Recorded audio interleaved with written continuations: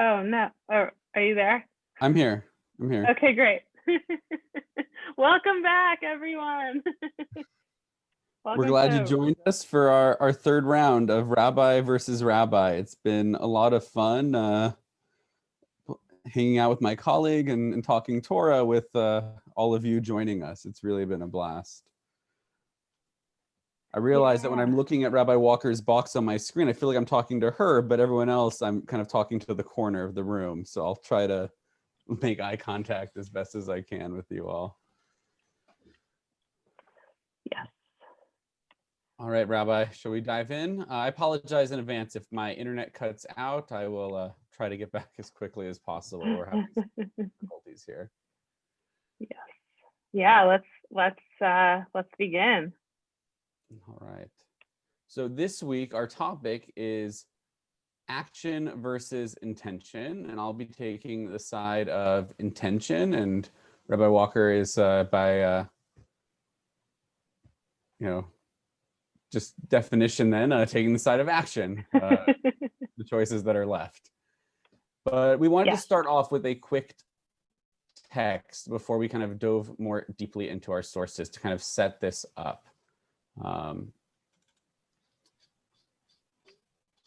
So if we go over here in Mishnah Brachot, there's this wonderful set of Mishnayot that come one right after the other. And it sets up what's really a long-standing debate in, I think, Jewish thought, this idea of keva and kavanah, the fixed prayer or saying the prayers with intention. You have Rabban Gamliel who says, B'chol yom mitpalel adam shmona esrei, every day a person should say the Amidah, the 18 blessings, right? And Rabbi Joshua says that you should say a shortened version. And Rabbi Akiva says if you know the full prayer, you say the full 18, and if not, you just do the shortened version, right? That's kind of to the side. Their position, Rabbi Gamliel's position, is that every day a person has to say the Amidah, the 18 blessings. You have to do the action of saying it. But then in the very next Mishnah, Rabbi Eliezer comes in and says, "Ha'osei tefilato keva, ein tefilato tachanunim." If a person makes their prayer fixed, it's not true prayer. It's not true supplication, right? He says that you should say words of your heart instead. You shouldn't say words that you don't mean. You should have the intention behind the action of prayer, or else it's not prayer, versus Rabban Gamliel, who says it's the words that matter, the action, the act of praying. Now, this debate is really focused here in prayer, but it really, I think, extends to all areas of Jewish life. Is that fair to say, Rabbi Walker? Yes. Right? No. So I think it comes in, you'll see how it plays out in halakha and other areas as well. So that's really what our debate's going to be about tonight, with Rabbi Walker arguing for the sake of the action itself, and me arguing about the kavanah, the intent behind the action, that's kind of the true judge, what really matters. And with that, I'll pass it over to Rabbi Walker if you have anything else to add or you want to dive into your first argument. Yeah, I think we can just dive in. We're ready. Sorry, I was trying to deal with, apparently I sent out the wrong link, so I was trying to see if I could send out the right one, but it's too complicated to do. So here, I'm just going to post, well, everyone here has the link, but here, if you hear from anyone, someone's like texting you, there it is. You can copy paste it. Okay. Yeah, so we have this idea of intention, and I'm going to argue that the most important thing is the action, that intention is not actually very important. I mean, it has a place, right? As we've seen in all of our other debates, there's always some middle ground, but I think that action far outweighs intention. And so I'll start us off with a text. So I'm going to do a little screen share, because always. Okay. And so here, actually, this really goes off of the introductory text that Rabbi Sachs was presented, and I think it's this nice idea of like keva versus kavanah and fixed versus having intention. And I'm going to show that actually the intention part actually isn't important. It's kind of more fluff. So here we go. Great. Okay. So action versus intention. I'm going to do so you don't have to see that I have like a million tabs open. We'll just do that. Okay, great. So here we have, this is the Shulchan Aruch. This is a Jewish law code. This is where we get a lot of our practices from. And so this is from Orach Chaim, which is the section that has stuff around prayers, has stuff around holidays, it has all of that. And so it kind of has like deduced the arguments in the Talmud down to like, okay, here's the takeaway. So, and it's going to seem like at first I am making a point for Rabbi Sachs, but actually it's a point for me. So it says, one who prays the Amidah needs to have the proper intent for all the blessings. If he's not able to concentrate on all of them, he should at least concentrate on the blessing of the forefathers and foremothers, right? That's the first blessing. If he didn't have the proper intent while saying the blessing of the forefathers, even if he had the right intent for the rest of the blessings, he needs to return to the beginning of the Amidah and pray. So what they're saying here is, okay, you need to have intention, but if you don't have intention, you need to at least have intention for like the first blessing. And if you don't have for that, here he's saying, actually you have to go back, it's important. But we have the Ramah's gloss, and the Ramah is the Ashkenazi commentator on the Shulchan Aruch. So Shulchan Aruch is more Sephardi, and so I know I am an Ashkenazi Jew, so I'm gonna go with the Ramah here, who's Ashkenazi, and he says that, well, nowadays we do not return to repeat the prayer in the case where one didn't pray with intent, because there's a fair chance that even when he returns to the beginning of the Amidah, he will not have the right intent. So why should he return? So this idea that, okay, so yeah, maybe in the ideal world, right, we want both action and intent to line up. But what the Ramah is saying here is like, okay, if you don't have that intent, you still did it, and that's enough, right? In an ideal world, okay, we want both of those things, but here the action is more important, and you did say the prayer, even if you weren't like super concentrating on it, you did it and you got it done. So good job. So I think in a lot of ways, we'll see here that action, that it's about the action and it's not about the intent. So I'll pass it over to you. I appreciate it, because I think you made my argument for me there. You gave me the point. That was a great source. Although I apologize, it wasn't on the screen. There was a different one showing a Mishnah Torah. Oh, really? Yeah. That's so weird. Do you want to share that source again really quickly on the screen? You have it handy still? Yes, that's so weird. That was, maybe do I have, okay, now do you see? There it is. There it is. Oh, okay. Well, the Mishnah Torah is coming later, so Right. that was a spoiler alert. It's okay. Right? One who prays the Amidah needs to have the proper intent for all the blessings, but if not, then you should at least concentrate on the first part. If you can't do that, then you should have this part and that part, and you should return. And now we don't return because we don't, it's unlikely we'll be able to have that intent. All this shows is that if you can't have the ideal, you settle for what you can get. But the ideal is still intent. Intent is the bigger part. Intent is what makes the prayer important and its efficacy. Both this whole source, both the Shulchan Aruch and the Ramah's gloss, I think, lean here on that point. I'll put somebody else on the screen now. Stop the share. Yeah. So if we go over here to further on in another spot in Shulchan Aruch, we have a example here. Somebody's riding on a donkey, and the time comes to pray the Amidah. They are not required to descend in order to pray, even if they have someone to hold the donkey for them while they pray. Rather, they may pray it while they go along, right? What is going on here? You're not supposed to pray. Everyone knows the Amidah is called the Amidah for a good reason, because you stand when you say it. Could you imagine not standing, instead riding along in your car while you're saying the Amidah? That's the equivalent here. But what's happening? Why is it that you, even if you have somebody else to hold the donkey, what is this about holding the donkey? You're worried that maybe your donkey will run off and you can't get it. And thus, if one is traveling in a boat or in a caravan, they're able to stand, they should stand. But if they can't, they may sit in their place and pray. Again, you're allowed to sit and say the Amidah. Similarly, if one's traveling on foot, you can pray as you walk, even if you're not facing towards Jerusalem. If you're going on a journey, you can walk and pray while facing the wrong direction. You don't have to stand still. What is this saying? It's saying that it's more important for you to have the intention behind, because the fear is that if you stopped your journey, you'd be worried that maybe your donkey's going to run away, or maybe that you're going to be late on your journey and you're not going to get home in time or get to where your appointment is in time, or maybe you're going to get stopped by bandits. So for the purpose of being able to focus and have the intention in your prayer, you're allowed to actually do a lesser version of the act. The ideal is to do the Amidah while standing still, but you're allowed to do this lesser version while riding on the back of your animal, because it's important for you to have intention. They put that above the action itself. And it's interesting because it applies even, it's not just Bimkom Sakanan, a dangerous extreme example, right? We've made a lot of leeways, a lot of synagogues in light of COVID because of this idea of we're in a extenuating circumstance.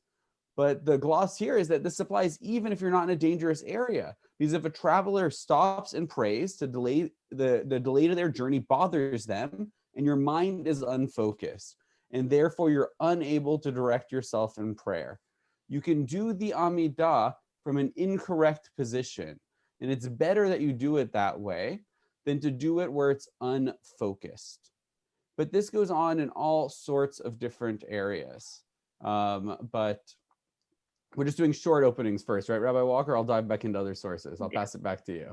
So you'll see that today, this is the teaching. Go.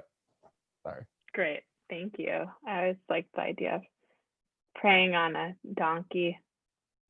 Okay. Well, I mean, I would say either way, they're still doing the action, but some nice points you brought up. Okay. So now I'm going to switch gears, and hopefully we are going to I'm going to share the correct screen. So in a moment, I'm going to share that, and we're going to look at, we're actually going all the way back to the Torah, to the book of Numbers from Midbar. We're going to look at the idea of sacrifices, and when we have to offer a sacrifice, we're not going to dive deep into it, but there is this one type of sacrifice that the Israelites have to offer when they've sinned, even if it was unintentionally, or especially if it's unintentionally. So there are different sacrifices that Israelites have to offer for different reasons if they've done something wrong, to kind of make up for it, right? It's this like physical thing that is saying, okay, I did something wrong, and here's my physical action to say, like, I did the wrong thing, and I want to atone and do better, right? And obviously we don't do those sacrifices anymore, but there's still the elements of tshuva. So I just want to show you the screen. Okay, here we go. So we all see, is it correct? Do you see the book of Numbers or some text that's Hebrew? Okay, great. Perfect. Oh, that was weird. Okay, so here we go. So the book of Numbers, 15:22 to 28, and I'm gonna do it in the English, but if you want to look at the Hebrew, you can kind of see it. So if you unwittingly, and the word is tishgu, so this idea of shkaga or bishkaga, it's like this accident. So it's when you do something by accident, right? It's not your intention, you do it by accident. So if you unwittingly fail to observe any one of the commandments that God has declared to Moses, anything that God has commanded upon you through Moses, from the day that God gave the commandments and on through the ages, if this was done unwittingly, right, again, by accident, without intention, through the inadvertence of the community, the whole community shall present one bull of the herd as a burnt offering of pleasing odor to God, with its proper meal offering and libation, and one he-goat as a sin offering. And then the priest, sorry, so this idea that if you do something by accident, you still have to bring forward a sacrifice. You still did something wrong that you need to atone for. So even though it didn't matter if the intention was what the intention was, the action still had an effect. It still went against one of the commandments. And so they have to bring this sacrifice on behalf of the community. Right, and then it continues on. So that's kind of like a communal one. And then here, it's also in the case of an individual. So if an individual does so, right, you still have to offer, here it is a she-goat and in its first year as a sin offering. You still need to make an offering no matter what your intention was, right? Even if you didn't mean to do the thing, you still made that action and you did something wrong. And so you need to have another action to kind of counteract that first action.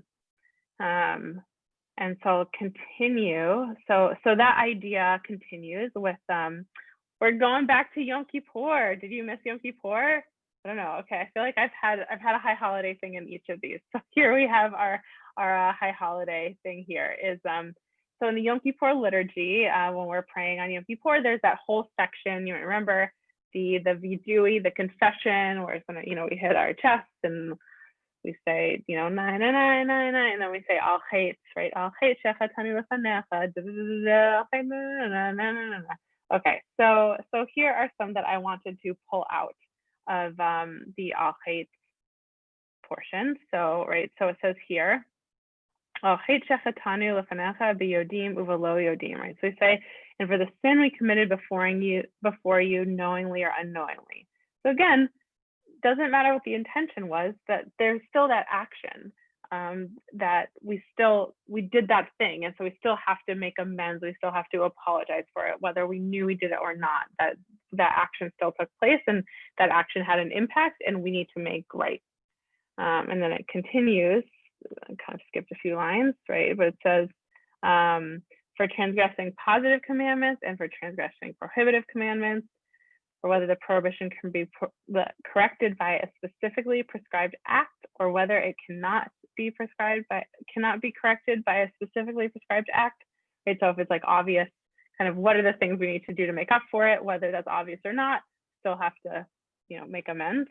And then it says for those of which we are aware and those of which we are not aware. So again, right, even if we are not aware, we still did it. It still has an impact. And we still need to do tshuva. We still need to apologize and make up for it because it's about the action. Okay, so we're going to continue on. Sorry, I put my source a little out of order. I'm sorry if I'm making you all. Oh, okay. This is fun. Okay, so now I want to have a little Hanukkah text here because it's almost Hanukkah. So I thought I'd bring one in. I mean, it's not really about Hanukkah, but it has Hanukkah in it. So right, this idea that even if we didn't intend for something to happen, we still have consequences. Yeah, their actions still have consequences. Whether or not we meant to do something, it still results in things happening in effect. So here we have, this is in the Mishnah. This is actually a fun fact. One of the few times Hanukkah is mentioned in the Mishnah. Hanukkah, we don't learn a lot about Hanukkah from the Mishnah, from this text from 100, 200 CE.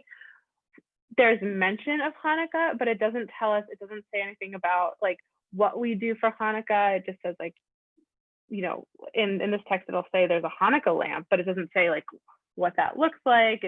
There's very little, but this is one of the places where Hanukkah is mentioned, and you'll see it's mentioned in a really interesting way. So, okay, so we have, here we go. Wait, this is, oh no. Oh, okay, here we go. If a spark went out from under the hammer and caused damage, he is liable, right? So we're talking about a blacksmith or someone who's pounding metal. The spark went out and caught fire. Again, obviously this person is not trying to catch something on fire, but it did. He's liable, so he's responsible. He needs to pay the damages of whatever happened. And then it says, if a camel laden with flax passed by in the public domain, right? So that's outside where everyone passed by in the public domain, and its load of flax entered into a shop and caught on fire from the store owner's candle and lit a large house on fire, the owner of the camel is liable. Okay, right? So we have this, and there's a lot of stuff. This is in Bava Kama. There's it's all torts and damages. And so we have a lot of really interesting, very contrived scenarios. But here's one, right? So we have a camel who has a lot, I just picture it kind of overloaded with this highly flammable flax on its back, and it's passing by, and there's a shop with its door open, and there's a candle inside, and somehow, right, the flax is so wide, and this street is narrow enough that the flax kind of goes into the shop and manages to hit the fire, the candle just right, that it lights fire and then the house is lit on fire, and then that's, in that case, the owner of the camel is liable. The responsibility for that damage. He has to make up the damage. But if the shopkeeper left his candle outside, the shopkeeper is liable, right? So once it goes from being inside the shop, the private property, to outside, that means that the shopkeeper is the one who is now responsible for those damages. But, right, here's the notable exception. Rabbi Judah says if it was a Hanukkah light, he is exempt, right? So if this outside candle, menorah, whatever it is for Hanukkah, he's exempt. And there's a whole discussion in the Talmud about why, and some people say it's because it's a mitzvah and we don't want to deter people from lighting the Hanukkah lamp. And you're supposed to put the lamp outside. Right now we do it in our windows, but I don't know if you've been to, I know they do it a lot in Jerusalem. I've seen around some places where they actually will put the Hanukkah in like a little glass box and actually put it outside, like on right by their doors. And that's kind of the ideal way to do it. But I do it inside by a window if I can. And anyway, so this goes back, right? So they were putting their Hanukkah lights outside their doors like that. And yeah, so I bring this here to show that, right, none of these things are on purpose, right? There's no intention here, but rather it's about the action. It's that, right, something happened and there are consequences, and we need to make sure that we're being careful, because even if, the person who owned the camel or the shopkeeper, right, obviously they didn't want to cause damage. They didn't intend for this to happen, but it still happened. And so something still needs to happen, right? So there we go. Okay, and then this is just the same thing. This is just the version of it from the Talmud. So we're gonna skip that. And okay, I think there was one more, but I'm just gonna stop my screen share. Great. So, all right, so we have, so in these two examples, right, we have this idea of the korban chatat, that whether or not you intended to sin, whether or not you even knew you were doing something wrong, that we still have to make amends, that there's still an impact and something physical that happens. And so we need to make up for that. And right, and the same thing with the camel here. Even though there's no intent, especially the camel, but even the person, right, the shopkeeper didn't put the light outside his store to try and cause damage, but that's what it ended up doing, and that was a real effect, that now he's liable for that damage, and he has to go through these actions to make it better. So intent is one thing, but action is what's important here. And yeah, I'll turn it over to Rabbi Zach. All right, I appreciate it. You're giving me some great sources here. I want to address this one first, and we'll go backwards. The key difference here, I think, in this Mishnah isn't the question of intention, right? It's about negligence, because in the first example, if the camel with flax passed in public domain and its flax entered into the guy's shop and knocked over a candle in the shop, the owner of the camel is liable, because it's the camel owner's responsibility to make sure his camel doesn't trespass inside somebody else's shop. Right? We're not thinking stores on Yonge Street. We're thinking the shuk in the old city when they're little stalls. But when your camel, something in it sticking out and knocks over a candle in a guy's shop, you're responsible because you were negligent, versus if the shopkeeper leaves a candle outside of their shop, now the shopkeeper is negligent. So it's not a question, because neither of them have intention here, but there's a difference in the two scenarios over who's responsible. And the difference there is about negligence. Who is it who should have had intention, who should have been thinking about things? But I don't want to focus too much on that, but the bigger one is going to the idea of sacrifice. right? It is absolutely true, as Rabbi Walker said, that somebody who sins unintentionally has to ask for expiation, right? You have to ask God for tshuva. Someone who sins accidentally has to perform a sacrifice. But there's a difference, because your punishment for an accidental sin, an unintentional avera, b'shogeg, is different than if you did it intentionally. So there's this beautiful midrash here from Devrim Rabbah, and this is what scripture says: to do what is right and just is more desired by the Lord than sacrifice, right? Doing good is even better than sacrifice. Scripture does not say as much as sacrifice, but more than sacrifice. How so? And now here's where the midrash gives us a couple of reasons of why action could be better than sacrifice, right? That's not the main focus. The first reason is that sacrifice only exists in the temple, but you can do what is right and just inside and outside the temple. So therefore, it's a greater mitzvah than sacrifice. But this is the interesting one. Sacrifice can only atone for unintentional sins, accidental sins, but righteousness and justice can atone even for intentional sins. Because the punishment for an intentional sin isn't the same as the punishment for an accidental sin, which is sacrifice. The punishment for an intentional sin is karet, is being cut off from God, whatever that means, being cut off from the people of Israel. Right? It's the same way that we have ideas of cities of refuge. An intentional murderer is killed, an unintentional murderer is still punished, but they're punished by being placed in a city of refuge. Their punishment is lessened, which I think goes to show that the result, the action, right, the result of what happens isn't the deciding difference of what's better or worse. It's the person's intention behind it. The person who sins intentionally is cut off from God, versus the person who sins unintentionally, they have to offer a sacrifice, right? Our intentions do make a major difference. Here, we're going to look at another idea of an unintentional sin.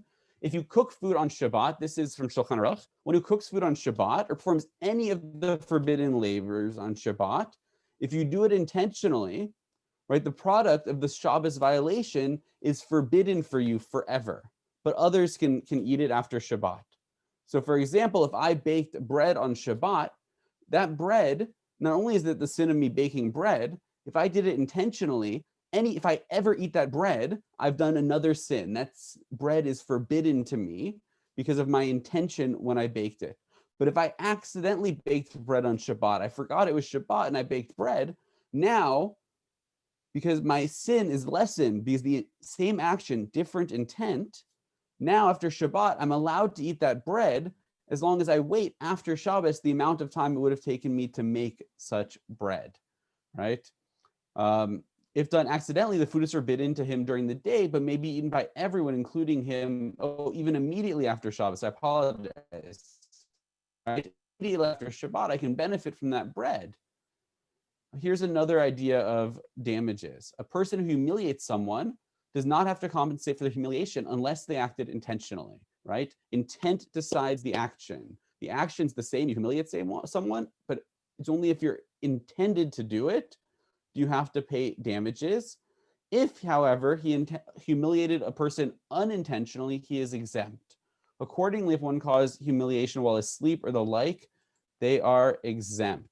So we see here in the realm of damages, it's quite clear, even the same act has a different result depending on the intention, because the intention is the important part behind the act. What a person intends is really predictive about their future behavior, right? We don't punish someone who tried to do good if a bad thing happened as a result, in the same way as we punish someone who did a bad thing intentionally. And I think that, right, law is quite clear on that, right? That's not just in Jewish law, that's the same in civil law. But here we're going to look at another source here with the idea of, now we looked at prayer, but I want to look at another part of prayer. A person who is reading the Torah and the time for its recital arrived, right? The time for the recital of the Shema, they're reading the Torah and they happen to be reading the passage of the Shema, and it also is the time that you're required to say the Shema, right? We have to say it twice a day, in the morning and in the evening. If they direct their heart, they fulfill their obligation, right? Im kiven libo yatsa, they fulfill their obligation. But if they have not, they haven't fulfilled their obligation. They're both reading the same thing. Rabbi Walker and I are sitting there, as we do every night, opening our scrolls of Torah and reading along, and we come to the passage of Shema, and it happens to be the time that we're supposed to say the Shema in the evening. But I don't intend to fulfill my obligation to recite the Shema of the evening, and Rabbi Walker does. Even though we're doing the exact same thing, the result is different. She has fulfilled the mitzvah, and I haven't. I have not done the mitzvah. And this goes on. In the breaks between the sections, one may give greeting out of respect and return greeting. In the middle of a section, right, it's talking about interruptions. You're not allowed to interrupt in prayer, and this is telling us where we can have a hefsek, where we can interrupt. In the middle of a section, one may give greeting out of fear and return it, right, for the same reason. This is Rabbi Meir. Rabbi Judah says in the middle, you can give greeting out of fear and return it out of respect. And in the breaks between paragraphs, you can give greeting out of respect and return it to everyone. They're all interruptions, but what's the difference between them? You can do an interruption out of fear, right? Some things come up that makes you fear for your life, because your intent there is different than you greeting someone just out of respect or just to say hello. The action is the same, an interruption in the prayer, but it's the intent behind it that decides the validity. So we've looked now at a source about accidental sins, and we've looked at a source here about the kavanah, intention as it affects prayer. I want to look at one more source, and then I will hand it over, which really I think gets to the root of the problem. This is from Masechet Nazir, right? It's about the Nazarites. Sorry, I lost my share button. Here we go. Rav Nachman Bar Yitzhak said, greater is a transgression committed for its own sake, right, than a mitzvah for the sake of heaven. It is better that you sin with good intentions than do a mitzvah with bad intentions. And the Gemara responds, didn't Rav Yehuda say that Rav said a person should always occupy themselves with Torah and mitzvot, even not for their own sake, right? That you should do Torah and mitzvot, even if it's not for, right, just the sake of the Torah, for the kind of pure purpose, that pure intention, right? As it is through acts performed not for their own sake, that eventually it becomes for their own sake, right? Na'aseh v'nishma, that's what the Jews famously said. We will do, and then we will understand. Action came first, but always with the goal of the intention. The idea being that action brings about the intention, because the intention is the ultimate goal behind it. But this is the answer of how they resolve these two conflicting statements, because one says that action without intention is good because eventually you'll intend, right? Intention is still the best, ideal. And the other person said it's greater to do bad for good reasons than to do good for bad reasons. And this is the emendation of how we rectify and get these two, resolve this contradiction. One must amend the above statement and say, a transgression for the sake of heaven is equivalent to a mitzvah not for its own sake. A sin with good intention is at least equal to a mitzvah, a commandment with a bad intention. And they cite here Yael. And if you're familiar with the story of Yael, great. If you're not familiar with her, you should be. She's my fave. Yeah, go read her. She is, right, forgive my French, right? She is badass. She is a cool person in the biblical narrative. But Yael is blessed above all women shall Yael be, the wife of Heber the Kenite, above women in the tent, she shall be blessed. And the Gemara says, who are these women in the tent that they're referring to? Sarah, Rebecca, Rachel, and Leah.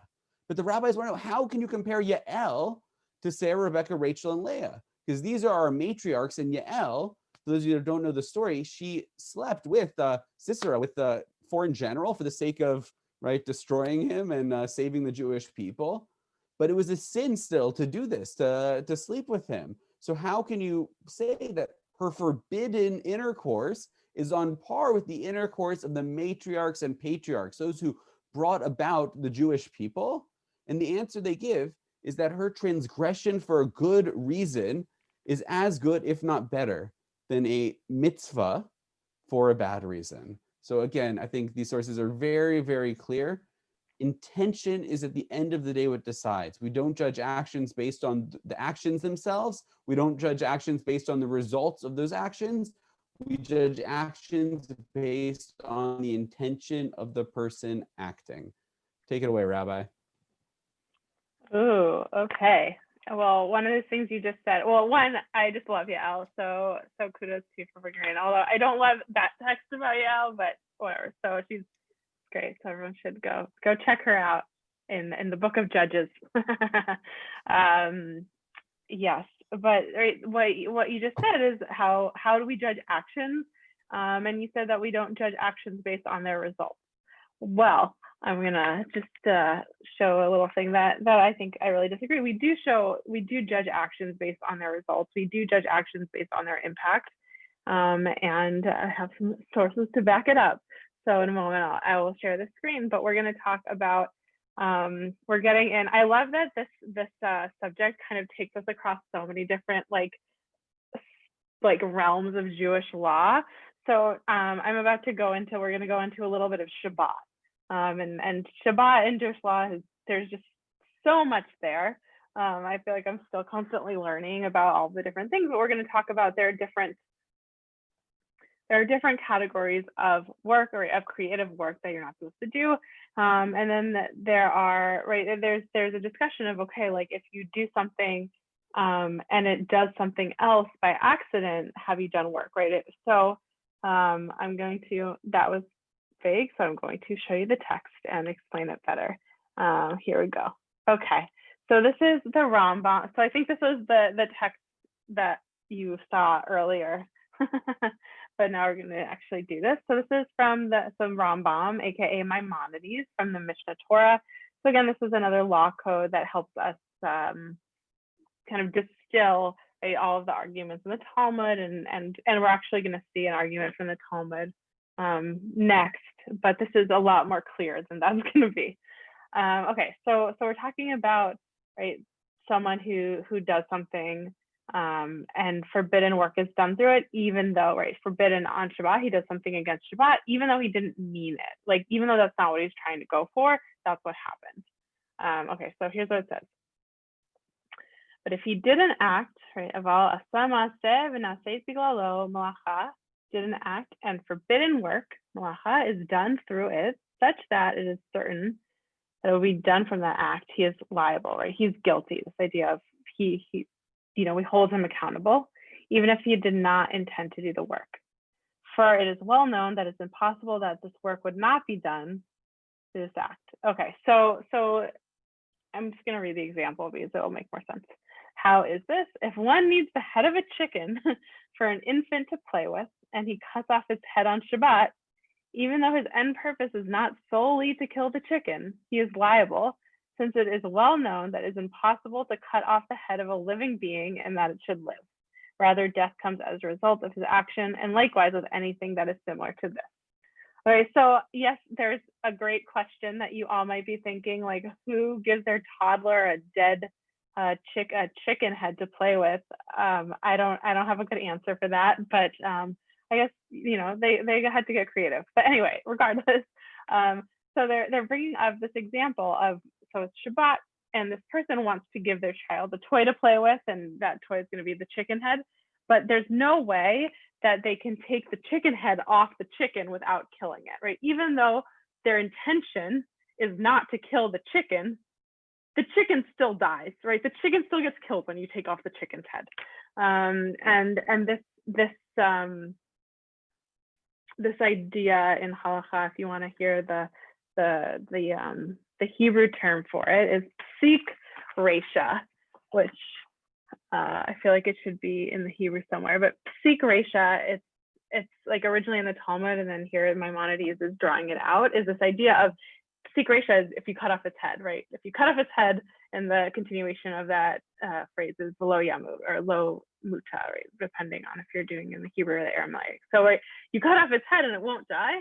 So this has become a whole category of halachot about Shabbat is psik reisha, is it's this idea of you're doing something, but you're not necessarily trying to do something that violates Shabbat, but there's no way around it, right? So you're not trying to violate Shabbat, you're just taking the chicken head off, but there's no way around killing the chicken from when you take off the chicken's head, right? So that's one example of this idea, right? So it doesn't matter the intention, even if you didn't intend to kill the chicken still dies, and so he is liable, he is guilty for desecrating Shabbat in that way.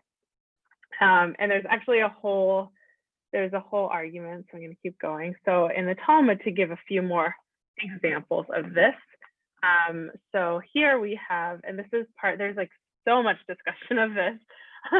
And I was like going through it and getting confused. So, but here, another example is we have the example of a lamp, right? And on Shabbat, we're not supposed to mess with fire. So we light our Shabbat candles and we leave them, we don't move them.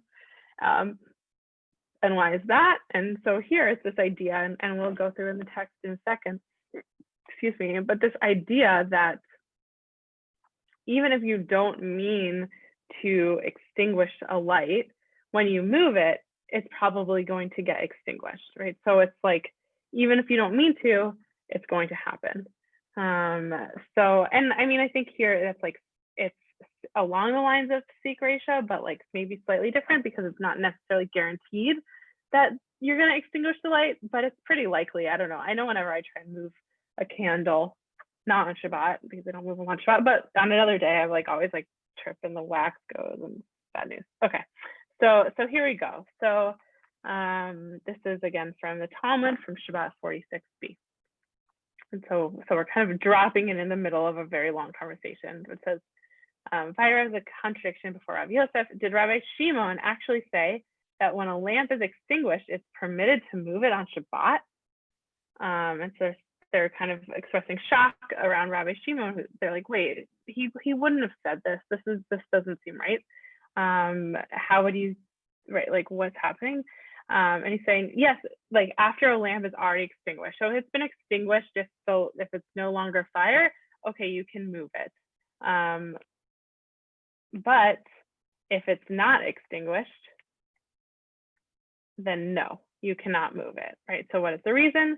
Because perhaps that it's prohibited to move a burning candle. It's due to concern that perhaps as he moves the lamp, the flame will be extinguished.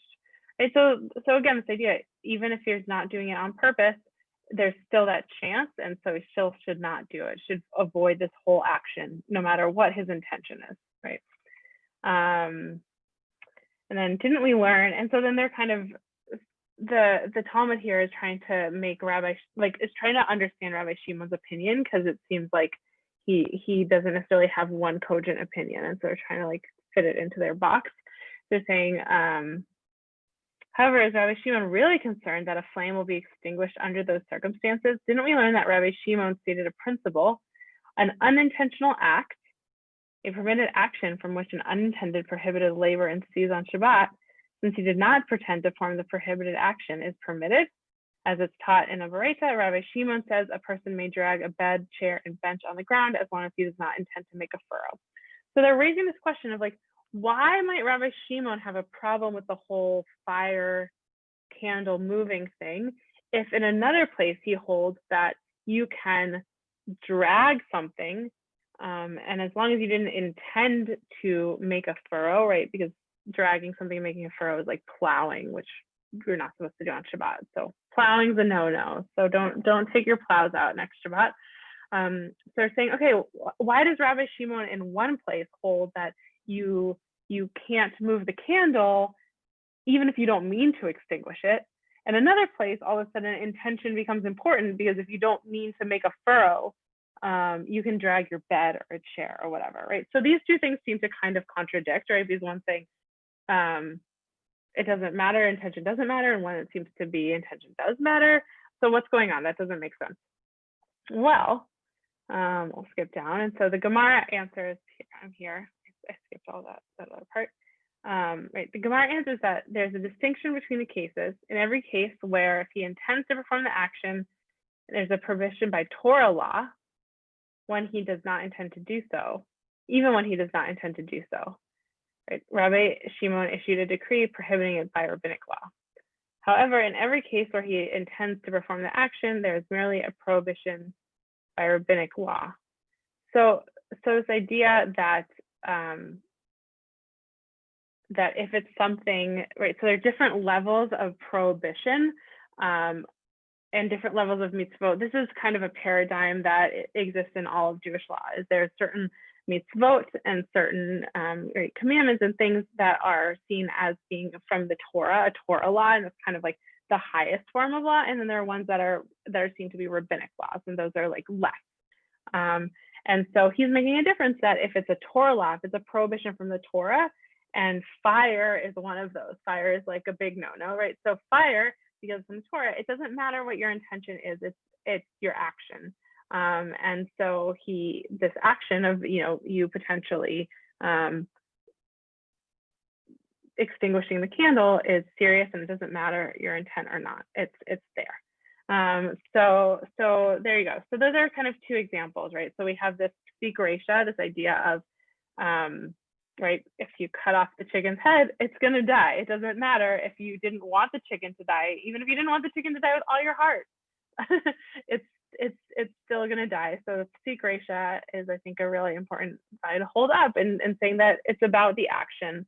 It's not about the intent. And if you know that your action is going to have a certain consequence, even if you don't want it to, it still has that consequence. Right? I know there are a lot of actions that I wish didn't have the consequences that they did, but they do. And so I have to accept that. And yeah, so there you go. Sikresha, don't play with chicken heads on Shabbat. Rabbi Sachs. I think, though, that there's the added distinction there of intention. Sikresha, I think, gets into something a little bit deeper about, right, kind of when you should know what the result is going to be, even if that is your intention, is different than, right, a genuine intention. Right? The person who says, I'm chopping off the chicken head but I don't intend to kill it, right? That's like really a stretch. It's like I think about as a kid getting in trouble for throwing a ball around in the house and something broke, even if we didn't intend to break something, versus if we were throwing it around outside and something broke. Because when you throw a ball in the house, even if you don't intend to break something, you should realize that you're likely going to break something. Right? So I actually want to share another source that's from the Rambam, the Mishnah Torah, from actually right around the same place where you shared yours, except this is 2 halachot later. So we have here in the Mishnah Torah, so I'm just getting there. Right, Rabbi Walker read from Shabbat 1:6, so we're actually looking at Shabbat 1:8 here. One who intends to perform melacha, but does instead a different form of melacha, right, a different prohibited labor that the person didn't intend to do, the person is exempt from it because the person's intention was not carried out. How so? Right, so for example, the person threw a stone or shot an arrow at someone or an animal in order to kill it, right? You're not allowed to kill on Shabbat. And instead of killing it, the projectile here uprooted a tree, right? We could use the same example here as actually the candle. You throw a stone trying to kill a person, not that you would do that, but instead you hit a candle and you extinguish the flame. Right here, it's saying you're not liable because you didn't intend to do that. And the difference here is that it wasn't reasonable for you to expect that was a likely thing to happen, right? So the actual violation of the melacha here does rely on intention. It's just as it does with the example of the chicken head, except there it's ridiculous, right? They pick such a ludicrous idea because they're saying that if you say you intend to chop off a chicken's head but not kill the chicken, right? It's a stretch here. But here you're not liable for putting out that candle, or in this case, the example here is uprooting a tree because you didn't intend that. And it wasn't something that you could reasonably expect to come from your action. Kal v'chomer, the more so if one intended to perform a lesser melacha, but instead performed a more serious one.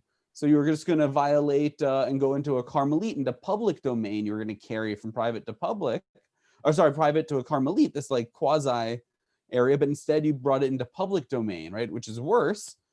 You're exempt because even though you committed a sin, an avera, you didn't commit the sin that you intended to. So I think it's a really interesting source there, right? There is something very, very important in halakha when it comes to intention.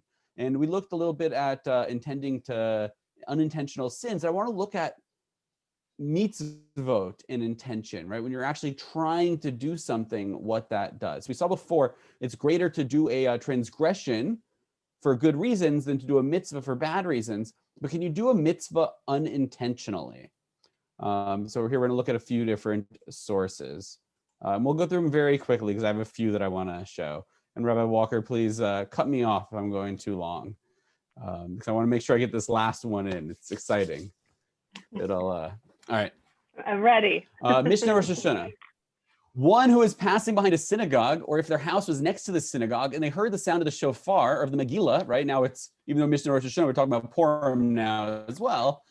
If they directed their heart, right? They had intention. Im kiven libo yatsa, right? If they direct their heart, im kiven libo, they've fulfilled their obligation. But if not, they have not fulfilled their obligation, even though this one heard and that one heard, this one directed their heart and this one did not.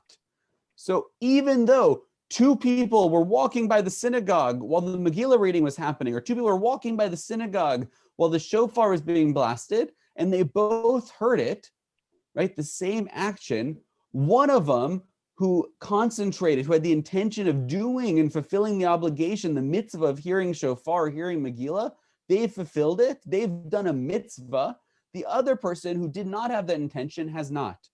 The person has to have the intention of fulfilling a mitzvah. It's not just checking a box. I heard the shofar, checking a box. I heard Megillah. You have to have the intention in order to do it. This is from the Gemara on this. With regard to the intent required in order to fulfill the mitzvah of shofar, Rabbi Zera said to his servant, have intent to sound the shofar on my behalf and sound it for me. The Gemara infers that Rabbi Zera is of an even more extreme opinion. He says not just the person who hears the shofar has to have the intention that they're hearing it, but the person who sounds the shofar for others has to have the intention that they're playing it for other people, right? So now Rabbi Zera adds something interesting in, which gets incorporated actually in the halakha. So if we go now, we started with Mishnah Torah, right? Really one of the first law codes, went back to the Gemara, and now we're in the later code. So Rabbi Zera's position actually becomes normative law. Someone who is engaged in blowing a shofar in order to practice doesn't fulfill his obligation, right? You have to have the obligation when you're blowing the shofar that you're blowing it for the mitzvah. Even though you're blowing the shofar and playing the exact same notes, the intention behind it matters. Similarly, one who hears shofar from such a person doesn't fulfill their obligation. Even if I have the intention that I'm fulfilling the mitzvah of hearing shofar, unless the person blowing the shofar has the intention that they're blowing it for the sake of the mitzvah, I haven't fulfilled my obligation. Their intention matters, not just my own.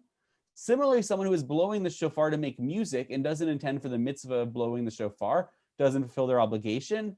If the listener intends to fulfill the mitzvah, but the blower doesn't have intent for them to fulfill it, or if the blower has intent for themselves, but the listener doesn't have intent, he doesn't fulfill his obligation until the two of them have intent, the listener and the blower.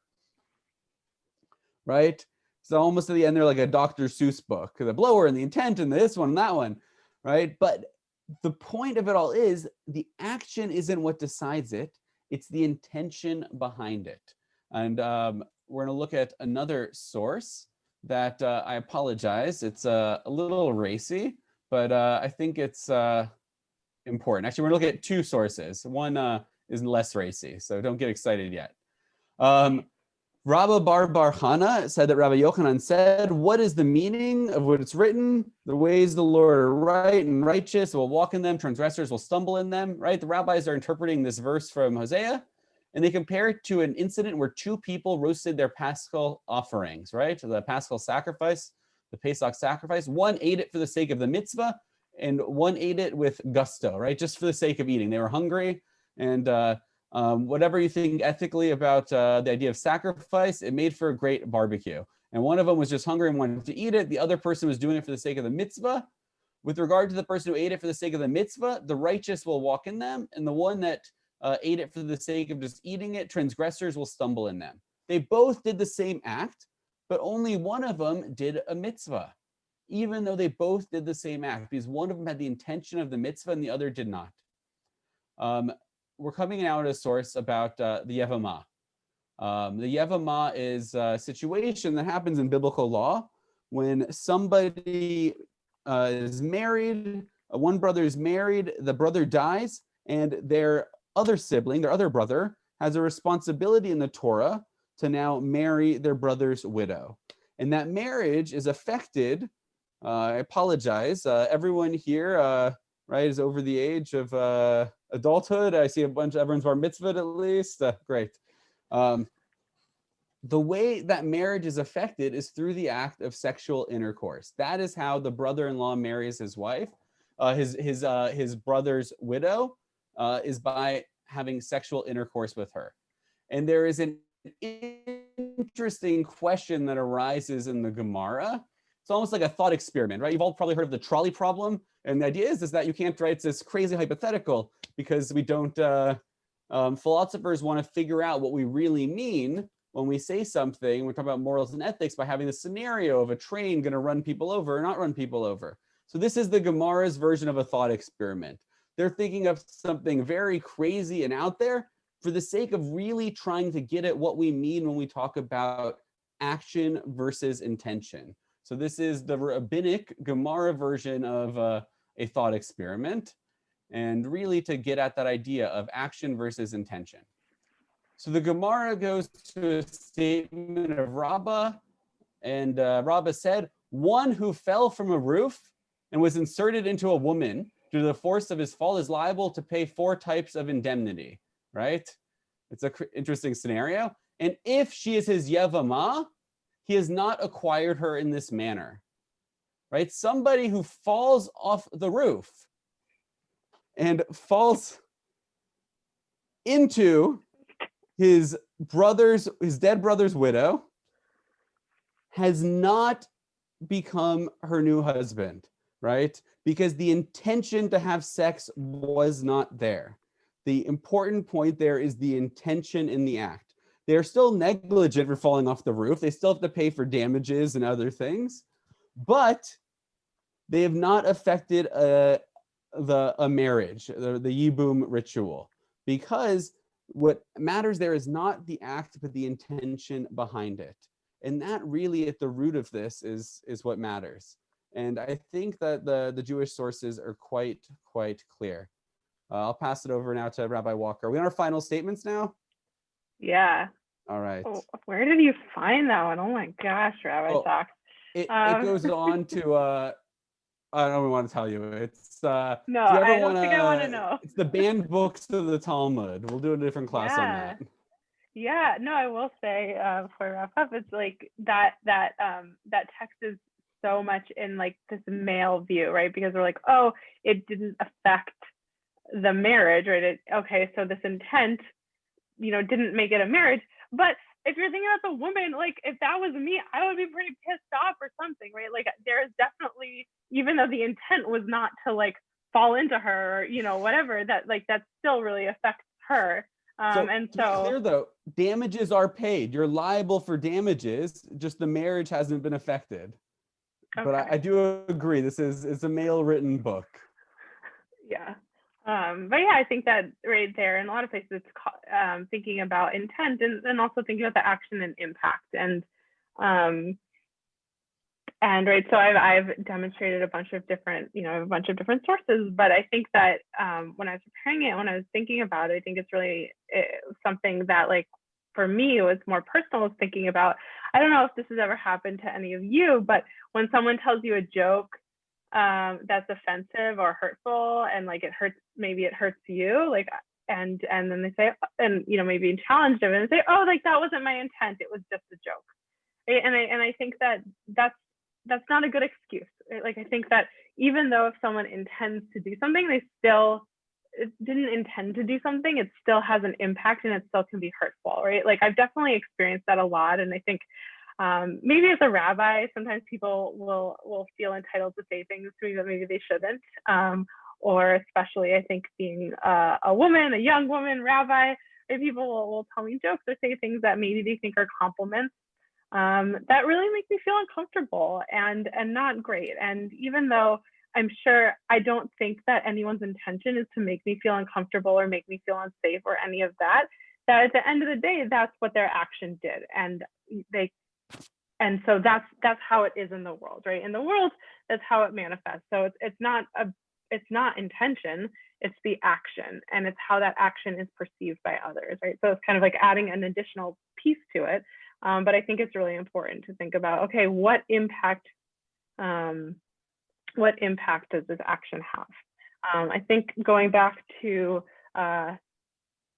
we have a few other like Jewish sources. I think you mentioned a bunch of things about how intention is really important for certain mitzvot. And I think there are also others where it's just the action. And my favorite, to take it to like a lighter side, my favorite thing is the counting of the Omer. Okay, so right, the counting the Omer, when we're counting the Omer between Passover and Shavuot, you might have noticed, I don't know if you're in shul, but a lot of times when someone's getting ready to count the Omer, when someone's getting ready to count the Omer, they'll usually say, okay, remember yesterday was like 22 days, right? Meaning that like today we're going to count 23. And they never say, oh, today's the 23rd day. And then, and why is that? It's because even if you don't have the intention to count, if you say the number, you've counted, right? So that's why, I don't know why. Sometimes I like have these things that I like to correct people on. That's one of them, because I think it's kind of harmless. But this idea that even if you didn't have the intention, even if you're just telling people what day it is so that we can go and count in the Hebrew, even if you said it out loud, you still counted, right? So there's not that intention, but you've still counted and it still counts. And now you can't, you're not supposed to say the blessing and do it again because you've just done it. And so there are a bunch of things like that. Yeah, sorry, I'm like seeing some things in the chat and I'm getting distracted. But yeah, so I think that there's a lot of things in Judaism that it's about your action, it's not about intent, and our actions have impact regardless of what our intention was or wasn't. And I think our tradition really does show us that, and show that we have to look at the impact, and it's not just about what we were thinking, and we can have the best intentions in mind, but it's how it's perceived, and it's what those actions are that are actually important. I have to say the Omer is a phenomenal example. It's a phenomenal example that really stands out there as very unique. And I don't have a great response to the Omer, but I want to dive a little bit into the first part, right? Obviously, when somebody says something mean or hurtful, even if it's unintentional, right? The action is still there. I'm not denying that at all. But I imagine, I won't put you on the spot to answer, but I imagine someone who said something offensive, accidentally not realizing what they were doing is offensive, as bad as that might be, that worse is the person who says something offensive intending to offend. Right? I have to imagine that is there. And that, I think, is actually what our sources really are trying to get at. They're not saying that intention is all that matters. Action does matter, only that action is important, and then intention is this extra step. Intending to do bad is worse than not intending to do bad, and intending to do good is better than doing good unintentionally. And we'll look at just a couple of quick things for the conclusion as we do that. This is Rabbeinu Bachia on Bamidbar talking about the idea of the cities of refuge and exile. And it's very simple here, that a person who killed unintentionally, such a person is not guilty of the death penalty, since they did not intend to kill their victim. The law demonstrates that the heart of the person is the prime driving force of a person's activities.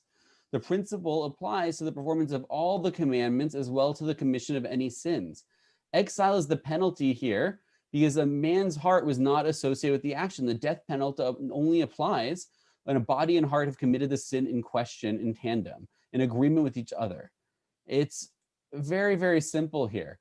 A person's intent is the biggest predictor of future action, of how they're going to behave in the future. And we see this here in the 10 commandments, right? In the 10 commandments, the 10 utterances, there is one of them that is a thought crime. You shall not covet your neighbor's house. You shall not covet your neighbor's wife or their male or female slave or their ox or their ass or anything that is your neighbor's. How can you punish somebody for thinking something, right? We punish deeds, not thoughts. Well, Sforno says that the object you covet should be so utterly unattainable to you that you won't even hatch schemes to acquire it, right? But once you begin to covet, we're about halfway through here, once you begin to covet something belonging to someone else, it is only a short step to committing robbery, right? Our intentions predict our actions. So once you start to covet, to have bad intentions, bad actions are going to follow. Obviously, acting on bad intentions is worse than acting on good intentions or having bad intentions without acting. But it's where it all ends up that matters, right? If we all for a minute thought ourselves to be a judge and jury, and you have before you two different cases to decide. One was somebody who driving their car intended to drive over people at a bus stop, but didn't. They made a mistake and they missed the bus stop completely and slammed into a fire hydrant instead. Nobody got hurt. Versus somebody else was intending only to keep on driving and accidentally lost control of their car and hit a bus stop and injured or even killed people there, right? And it's up to you to decide who gets their license back, right? Who gets to go to jail? Who gets to go to jail for longer? I imagine, if you're being honest with yourself, the person who intended to run over people, even if that wasn't their ultimate action in the end, they were unable to accomplish their goal, that they're the person who gets to go to jail. They're the person who doesn't ever get to drive again, versus the person, 17-year-old who lost control of their car. Maybe they don't go to jail for so long. Maybe they don't go to jail at all. Maybe they eventually get to drive again. Because the person who intended to hurt people, even if their action didn't succeed, they're going to continue to intend to hurt people. And the person who accidentally injured people, if that wasn't their intention, and it's all the more likely that in the future, they're not going to do that again. What matters is our intentions, because our intentions predict our behavior. They predict who we are. And my final source, I promise, this is also Rambam. We looked at a lot of Mishnah Torah. Here's a little Rambam from his Guide for the Perplexed, his philosophy. We must bear in mind that all such religious acts as reading the law, praying, and the performance of other precepts, right? Everything we've been talking about tonight serve exclusively as the means of causing us to occupy and fill our mind with the precepts of God and free it from worldly business. For we are thus, as it were, in communication with God and undisturbed by any other thing. If we, however, pray with the motion of our lips, or our actions, and our face toward the wall, but at the same time think of our business, right? We're doing one thing, but our intent is something else. If we read the law with our tongue while our heart is occupied with the building of our house, we do not think of what we are reading. If we perform the commandments only with our limbs, we are like those engaged in digging in the ground or hewing wood in the forest, without reflecting on the nature of those acts or by whom they are commanded, or what is their object, right? It's like chopping down trees for no reason. You're doing an act, but you're not planning to make a fire, or to build something with the wood, or do anything. It is a meaningless act. We must not imagine that in this way we attain the highest perfection. On the contrary, we are then like those in reference to whom Scripture says, "Thou art near in their mouth and far from their reins." Rambam is saying that the ultimate form of not just prayer, but every mitzvah, every worship, every Jewish act is to not do it mindlessly, but to do it with intent. Action is important, right? Whether or not you chop down the tree, that makes a difference. But if you intend to do it for a purpose, it elevates it to something else. And the same goes for all of Jewish life and Jewish ritual. Intention predicts the future. It predicts who we are. And that at the end is what ultimately matters. and I will end there. Thank you so much. It's a lot of fun. Yeah. So yeah, if people have questions they want to ask in the chat. I know some people made comments and I tried to read some. But yeah, I mean, I think that like I feel like each time we do one of these, it just further reinforces that like it's really neither. It's both. Well, we didn't really start with the whole caveat this time, but that was a big part of what inspired this class is we both get driven crazy when people say Judaism says X or Judaism says Y, because the truth is, which I hope we've conveyed to people over the last 3 weeks, is that Judaism says X, Y, and also Z, right? Or maybe A, B, C, D as well, right? That we have a thousands of year old tradition and there's so much in there. It's such a rich tradition. We're going to look at the comments, but if you have a question that you sent earlier and we haven't gotten to because it's got buried up there, please send it again so we can make sure we can answer and address everything. Yeah, ask questions. I think also, yeah, another thing is that like, I feel like there's also so many different situations where things matter more or less, right? So we have different mitzvot where intention is really important and some which aren't, and kind of everywhere in between, right? It's like there's like so many situational differences that, you know, in our arguments we kind of like try and collapse all of them, but like there's so many, like we could, you know, go through and do like, okay, where is intention like the most important and like list it out, and where is it the least important or whatever, right? There's like just so many kind of different shades in this argument, and I love that it took us through prayer and Shabbat, and we got like almost all the holidays in there, and right, that this is a question that really spans kind of Jewish, like all of Jewish law and Jewish observance, and then of course also in our own lives and thinking about how we do things with intention, but also the actions. So it doesn't look like there are a lot of questions tonight, so maybe we'll just say thank you to everyone for joining us. Oh wait, should we do the poll? If you want to do the poll, you can put the poll up, and I'll say, while you do that, I just want to thank everyone for joining us, and you know, have a happy Hanukkah and all of that. But really, I've been very happy with these polls before because the goal is for people to learn something new, to think about something differently, and that seems to so far have been what's happening. And we'll see now. We'll see. We don't want to skew the poll. Oh, I'm skewing.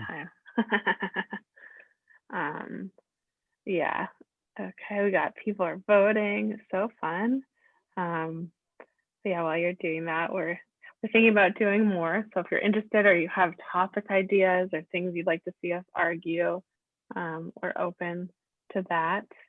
And yeah, I mean, also it's been really nice. I think it's nice to have our two congregations come together, and also people from all over. I know people who aren't affiliated with either, but it's been nice to have this group together. And yeah, I really appreciate you all putting aside your Wednesday evenings to come learn with us. So far, nobody selected that they didn't learn anything new today. Do you think it's fair to say that the Yevamot source was brand new to everyone? Yikes. Okay, I'm gonna share the poll because I think here are our results. We are some influenced. I'll take it, and a lot of people learned something new. So definitely on Shabbat, everyone can use the word seek Resha and talk about the chicken head. That'll be something really fun for you to think about this Shabbat, and learn about Yael, and yeah, lots of good stuff. Oh, it's great. That's the goal, for people to learn new things. So I'm very happy. It seems like it's been a very successful series, and people have thought about their beliefs, which I think is good. So I'm happy. I'm quite happy. And I really hope everybody's enjoyed it because it's been a lot of fun. Anything else, Rabbi Walker, you want to add, or?